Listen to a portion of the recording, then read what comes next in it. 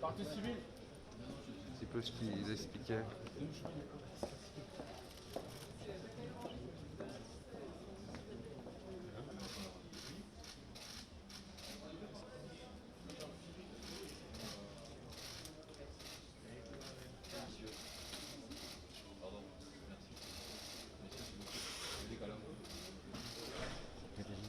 Ça c'est Lombard ça?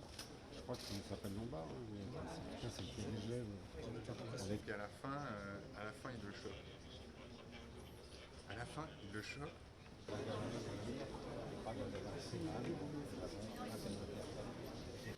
France Télécom, ou maintenant Orange, doit vivre. Il est temps de mettre un terme à ce litige et il appartient effectivement au conseil d'administration d'Orange de prendre sa décision. Je respecte sa décision. En revanche, en ce qui concerne les personnes physiques, la situation est totalement différente et il est normal aussi qu'elles interjettent appel dans cette affaire. Oui, c'est assurément, la condamnation est assurément un soulagement pour les familles des victimes, pour les victimes encore vivantes. Pour autant, ce jugement ne fera pas revenir nos collègues disparus qui se sont donné la mort suite aux pratiques managériales d'une extrême violence qui ont eu lieu pendant cette époque.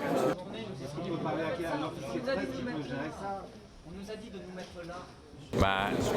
Ce qui est très dur, c'est que ce qui est extrêmement difficile pour nous, c'est que on garde la mémoire de collègues disparus et moi en particulier, où j'ai vu une de mes collègues mourir devant moi parce qu'elle s'est défenestrée du 5e étage et que vous n'avez que quelques mois de prison et quelques dizaines de milliers d'euros d'amende.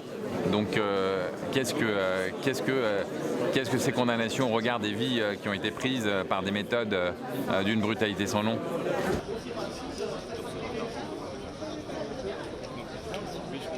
Pour moi, la fin de ce procès, ça doit être le départ d'un changement.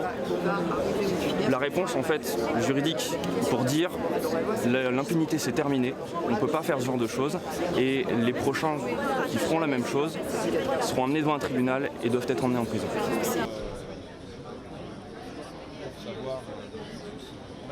Mais qu'est-ce qui fait que Didier Lombard et les autres prévenus se sont permis de faire ça? Mais ils se sentaient impunis.